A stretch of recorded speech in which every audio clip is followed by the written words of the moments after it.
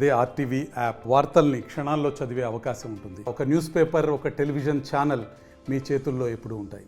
ఉమ్మడి అనంతపురం జిల్లాలోని మడకశిర నియోజకవర్గంలో హేమావతిలో ఉన్నటువంటి ఆలయం చూస్తే ఆకారం అనేది ఎక్కడ ఏషియాలోనో లేదు, లింగాకృతిలో ఎక్కడ చాలా చోట్ల చూస్తాం, కానీ ఇక్కడ మనిషి రూపంలో ఉన్నటువంటి ఆకారం ఏకంగా మనం పూలతో కప్పబడి ఉన్నప్పటికీ అన్ని డమరకం కావచ్చు, త్రిశూలం కావచ్చు, అన్నీ ఆ విగ్రహంలోనే ఏర్పాటు చేసినటువంటి వందల సంవత్సరాల క్రితం. ఇది ఏదైతే నొలంబ రాజులకు అప్పట్లో సంతానం లేకపోతే స్వామి కలలో కనిపించి ఈ రకంగా నన్ను ప్రతిష్ఠించాలని చెప్పినటువంటి నేపథ్యంలో ఇటువంటి ఆలయం, ముఖ్యంగా ఇక్కడ ఈ విగ్రహం చూడవచ్చు మనం, ఎందుకంటే చాలా మనిషి ఆకారంలో ఉన్నటువంటి ఏదైతే ఉందో శివాలయం అనేది ఎక్కడ ఉండదు, ఏషియాలోనే లేదు అని ఇక్కడ ప్రాంత ప్రజలు చాలామంది చెప్తున్నటువంటి నేపథ్యంలో ఈ అనునిత్యం హేమావతి అంటే కనుక ఇక్కడ చాలా అద్భుతమైన ఆలయం.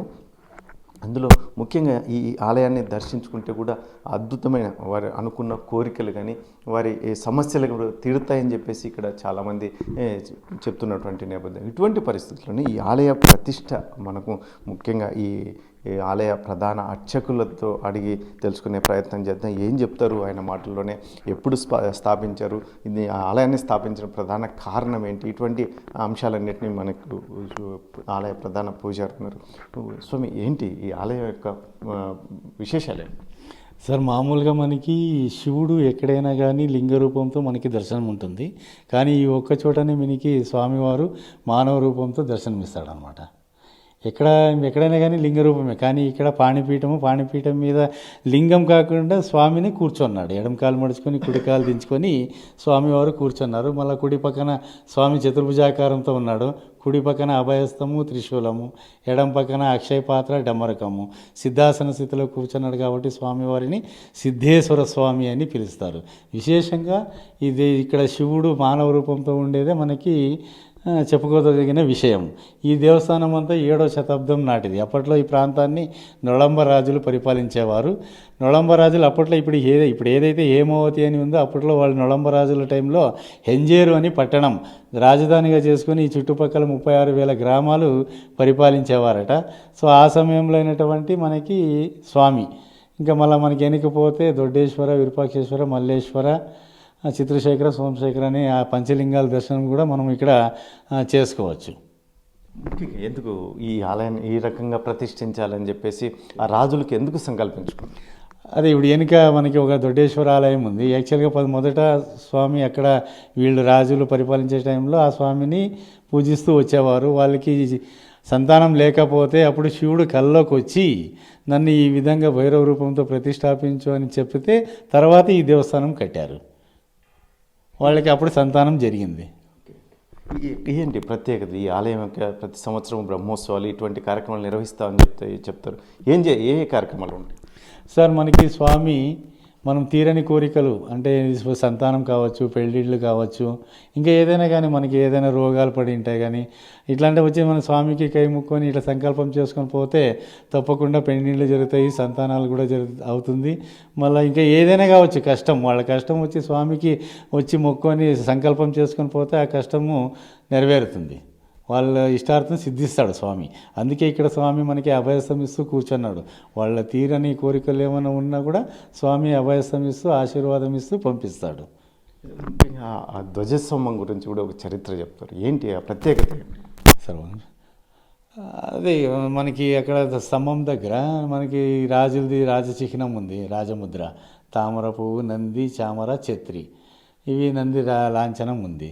దాన్ని చూపించడానికి అక్కడ స్తంభం ఉందన్నమాట. ఈ శివరాత్రికి కూడా చాలా ప్రత్యేక పూజలు పూజాది కార్యక్రమాలు నిర్వహిస్తారని, జాతర జరుగుతుందని ఏమేం జరుగుతుంది సార్? మనం ఈ మహాశివరాత్రి బ్రహ్మోత్సవాలు వారం రోజులు జరుపుతాము. మొదటి రోజుగా శివరాత్రి, ఆ రోజు అఖండ పూజలు, రుద్రాభిషేకాలు ఇవన్నీ జరుగుతాయి. మళ్ళీ తర్వాతి రోజు భానుపల్లకి అంటే స్వామి ఊరేగింపు పోయి వస్తాడు. మళ్ళీ 3వ రోజు అగ్నిగుండం కంటే ఇక్కడ మనకి దేవస్థానం ముందు భాగాన అగ్నిగుండం ఉంది. దాంట్లో రైతులు పండించే పంటలు అంటే పండుతూ ఉంటారు కదా, అప్పుడు ఏదైనా కానీ రోగం ఏమైనా వస్తే స్వామికి ముక్కుంటారు, కొంచెం భాగం తెచ్చి నీకు అర్పిస్తానని ముక్కుంటారు రైతులు. సో ఆ విధంగా అక్కడ చేస్తారు. మళ్ళీ మరియు ఈ రోగాలు ఏమన్నా పడినా కూడా అప్పుడు కూడా మొక్కుని ఒక పొద్దు ఉండి స్వామికి వచ్చి ధూపం వేసి పోతారు. ఇది అగ్నిగుండము. మళ్ళీ నెక్స్ట్ రోజు సిడి మనం జరుగుతుంది. మళ్ళీ తర్వాత నెక్స్ట్ చిన్న రథోత్సవము, మళ్ళీ బ్రహ్మరథోత్సవం, వసంతోత్సవం, శయనోత్సవం, ఇలా ఈ విధంగా 7 రోజులు స్వామి బ్రహ్మోత్సవాలు జరుగుతాయి. ఇది కాకుండా కార్తీక మాసంలో లక్ష దీపోత్సవం చేస్తామన్నమాట. ఆ రోజు కూడా చాలా స్వామికి వేలాది మంది భక్తులు వస్తారు లక్ష దీపోత్సవానికి.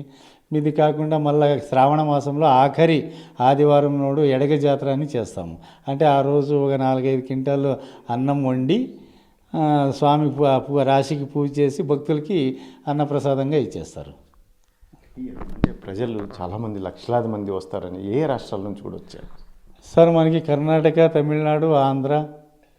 కర్ణాటక నుంచి ఎక్కువ మంది వస్తుంటారు. ఆంధ్ర, తమిళనాడు వాళ్ళంతా వస్తారు 3 రాష్ట్రాల నుంచి. ఉమ్మడి అనంతపురం జిల్లాలోని మనం హేమావతి ఇక్కడ సిద్ధేశ్వర ఆలయంలో ఉన్నాం. చూడవచ్చు అప్పట్లో ఆలయాన్ని నిర్మించిన తీరు అద్భుతమైన ఈ స్తంభాలు, రాతి కట్టడాలు ఎంత అద్భుతం. 100 సంవత్సరాల క్రితమే ఈ ఆలయాన్ని నిర్మించారని ఆలయ ప్రధాన అర్చకులు చెప్తున్నటువంటి నేపథ్యంలో ఆ రాజుల యొక్క ముద్ర కూడా చూడవచ్చు. ఇక్కడ తామర, నంది, ఛత్రి, ఇక్కడ ఇవన్నిటినీ వారి రాజుల ముద్ర ఇక్కడ ముద్రించారని చెప్పేసి ఆలయ ప్రధాన అర్చకులు చెప్తారు. ఈ స్తంభాలు కూడా చూడవచ్చు. ఈ కళ వారి ఏదైతే ఉందో రాతి దూలాల పైన చెక్కినటువంటి వారి కళా నైపుణ్యాన్ని కూడా అద్భుతంగా ఇక్కడ ప్రాంత ప్రజలు చెప్తారు. ఇటువంటి పరిస్థితుల్లోనే ఈ ఆలయానికి ఎన్నో ప్రత్యేకతలు. హేమావతి సిద్ధేశ్వర ఆలయం అంటే చాలా అద్భుతంగా చెప్పుకునేటువంటి ఇక్కడ కర్ణాటక ప్రాంతం, తెలంగాణ, ఇక్కడ మిగతా రాష్ట్రాల నుంచి కూడా చాలామంది ఈ ఆలయాన్ని దర్శించుకోవడానికి వస్తూ ఉంటారని చెప్పేసి ఆలయ ప్రధాన అర్చకులే కాకుండా ఇక్కడ ప్రాంత ప్రజలు కూడా చెప్తున్నటువంటి నేపథ్యంలో అసలు ఈ ఆలయానికి 100 సంవత్సరాల చరిత్ర ఉన్నప్పటికీ ఇప్పటికీ కూడా ఏమాత్రం చెక్కు చెదరని విధంగా ఇప్పటికీ ఉన్నటువంటి పరిస్థితుల్లో అయితే చూడవచ్చు. ఈ ఆ ప్రాంగణంలోనే చాలా అద్భుతమైన కళాఖండాలు ఉన్నాయి. వాటిని కూడా చూసే ప్రయత్నం చేద్దాం. హేమావతి సిద్ధేశ్వర ఆలయ ప్రాంగణంలోనే మనం ఉన్నాం. ఇక్కడ దొడ్డేశ్వర శివాలయం అనేది కూడా చాలా ప్రత్యేకతలతో కూడుకున్నది. చూడవచ్చు మనం శివుని లింగాకృతి అనేది ఇక్కడ చాలా అద్భుతంగా చాలా పెద్ద సైజులో ఉన్నటువంటి నేపథ్యం. ఇటువంటి పరిస్థితుల్లోనే ఇక్కడ ఈ హేమావతిలో ఈ ప్రాంగణంలోనే ఇటువంటి అద్భుతమైన కళాఖండాలు గతంలోనే ఇక్కడ 100 సంవత్సరాల క్రితం ఏర్పాటు చేశారని చెప్పి చెప్తున్నటువంటి నేపథ్యం. ఆలయం కూడా చూడవచ్చు.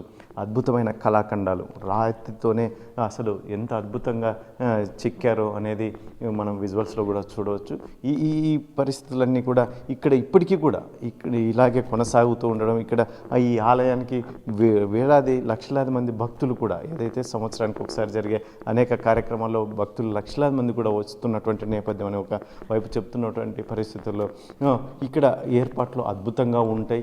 ఈ ఆలయాన్ని దర్శించుకుంటే చాలా అనుకున్న కోరికలు తీరుతాయని చెప్పేసి కూడా ఆలయ ప్రధాన పూజారితో పాటు చాలామంది భక్తులు కూడా చెప్తున్నటువంటి నేపథ్యంలో ముఖ్యంగా ఏదైతే ఉందో ఆలయానికి సంబంధించి ఇక్కడ ప్రత్యేకతలు చాలా అద్భుతంగా చెప్తారు. ఇటువంటి పరిస్థితుల్లోనే ఈ శివరాత్రికి ఈ రానున్న 8వ తారీఖు నుంచి దాదాపు వారం రోజులకు పైగా 15 రోజులు నిర్వహిస్తామని చెప్తున్నారు. వారం రోజులకు పైగా అద్భుతమైన కార్యక్రమాలు నిర్వహిస్తామని చెప్పేసి చెప్తున్నటువంటి నేపథ్యంలో శివరాత్రికి ఇప్పటికీ ఆలయ కమిటీ కావచ్చు, ఆలయ ప్రధాన అర్చకులు కావచ్చు, ఈ సిబ్బంది కావచ్చు, వీళ్ళందరూ ఈ ప్రణాళిక అనేది ఒకవైపు సిద్ధం చేస్తున్నటువంటి నేపథ్యంలో ఈ శివరాత్రికి లక్షలాది మంది భక్తులు కూడా కర్ణాటక ఇతర ప్రాంతాల నుంచి కూడా వస్తారని చెప్తున్నటువంటి వాళ్ళందరికీ సౌకర్యార్థం ఏర్పాట్లు చేస్తూనే మరోవైపు ఏదైతే ఉందో ఆలయ కైంకర్యాలు స్వామివారికి జరిపేటువంటి కైంకర్యాలకు కూడా ఈ ప్రత్యేకమైన శ్రద్ధ చూపిస్తున్నటువంటి నేపథ్యంలో ఈ చూడవచ్చు. మనం ఈ ఆలయం ముందరనే కూడా నంది విగ్రహం చూడవచ్చు. మనం అప్పట్లోనే 100 సంవత్సరాల క్రితం ఏర్పాటు చేసినటువంటి నంది విగ్రహం చెక్కు చెదరనేది విధంగా ఇక్కడ ఆ నందికి హారం కూడా గంటల హారం రాతిలోనే చెక్కినటువంటి నేపథ్యం ఇంకా చూడవచ్చు. మనం ఇంకా ఆలయ ప్రాంగణంలో ఉన్నటువంటి ఇంకా చూసే ప్రయత్నం చేద్దాం. హేమావతి సిద్ధేశ్వర ఆలయ ప్రాంగణంలోనే కూడా ఇక్కడ చూడవచ్చు చిత్రేశ్వర శివలింగం అనేది సోమసూత్రంతో కూడుకున్నటువంటి ఈ లింగాలన్నీ చాలా అద్భుతమైనవి అని చెప్పేసి ఇక్కడ ప్రాంత ప్రజలు చెప్తున్నారు. సోమసూత్ర లింగం అనేది చాలా అరుదుగా ఉంటాయి. ఇటువంటి పరిస్థితుల్లోనే ఇక్కడ కూడా చిత్రేశ్వర లింగం అనేది అద్భుతమైన లింగం అని చెప్పేసి చెప్తారు. ఇటు సిద్ధేశ్వర ఆలయంలో ప్రాంగణంలో ఉన్నాము చూడవచ్చు. మనం అప్పట్లో వారు ఎంతో శ్రద్ధతో కట్టినటువంటి నేపథ్యం. ఇటువంటి పరిస్థితుల్లోనే అప్పటి పరిస్థితుల దృష్ట్యా అందులో అప్పుడు వచ్చే జనాల కోసం ఏర్పాటు చేసినటువంటి చావడిలాగా ఏర్పాటు చేసినటువంటి పరిస్థితులు కూడా చూడవచ్చు. ఇటువంటి రాతి కట్టడాలు అద్భుతంగా ఉన్నటువంటి నేపథ్యంలో ఆలయ ప్రధాన గోపురం కూడా చూడవచ్చు. ఎంతో అద్భుతంగా గతంలో కూడా ఏర్పాటు మొత్తం రాతి కట్టడంతోనే అప్పట్లోనే ఏర్పాటు చేసిన 100 సంవత్సరాల క్రితమే ఏర్పాటు చేసినటువంటి పరిస్థితి. హేమావతిలోని మనం సిద్ధేశ్వర ఆలయంలో ఉన్నాం. ఈ ప్రాంగణంలోనే కూడా పంచముఖ ఆలయాలు, ముఖ్యంగా పంచముఖ శివలింగాలను కూడా మనం దర్శించుకోవచ్చు అని ఇక్కడ ఎంతో ప్రత్యేకంగా చెప్తారు. ఇటువంటి పరిస్థితుల్లోనే సిద్ధేశ్వర ఆలయానికి చాలా ప్రత్యేకతలు ఉన్నటువంటి పరిస్థితి. ఇటువంటి పరిస్థితుల్లోనే ఇక్కడ చాలామంది భక్తులు వస్తున్నారు. ఈ భక్తులు, ఆలయ ప్రధాన అర్చకులు అందరూ కూడా విశేషాలు చాలా చెప్తున్నటువంటి నేపథ్యంలో ఇక్కడ చాలామంది మహిళలు వస్తున్నటువంటి నేపథ్యంలో ఇక్కడ మేడం ఉన్నారు. ఏం చెప్తారు? ఏంటి మేడం ఈ ఆలయం యొక్క ప్రత్యేకత ఏం చెప్తారు? చాలా చరిత్ర గల దేవాలయం. మీరు అంటే ఈరోజు దర్శనానికి వచ్చారంటే మీరు అదృష్టవంతులు, మనం కూడా అదృష్టవంతులనే చెప్పుకోవచ్చు. ఇక్కడ శివాలయంలో, ఎంజేరు సిద్ధేశ్వర ఆలయంలో మనం గమనించాల్సిన విషయం ఏంటంటే, ఏషియా ఖండంలోనే మానవ రూపంలో ఉండే శివుడు ఎక్కడైనా మనం దర్శించుకోవచ్చు అంటే అది హేమావతిలో మాత్రమే సాధ్యపడుతుంది. ఈ లింగాన్ని అంటే ఈ పరమశివునికి ఉన్న ప్రత్యేకతలు ఏంటంటే, డమరుకం చేతిలో ఉంటుంది, రుండమాల ధరించి ఉంటారు, కమటం చేతిలో పట్టుకొని ఉంటారు, అక్షయ పాత్ర ఉంటుంది, త్రిశూలం ఉంటుంది. అంటే శివునికి ప్రతిరూపమైన ప్రతిదీ ఈ ఒక శివ విగ్రహంలోనే మనం చూడగలుగుతాము.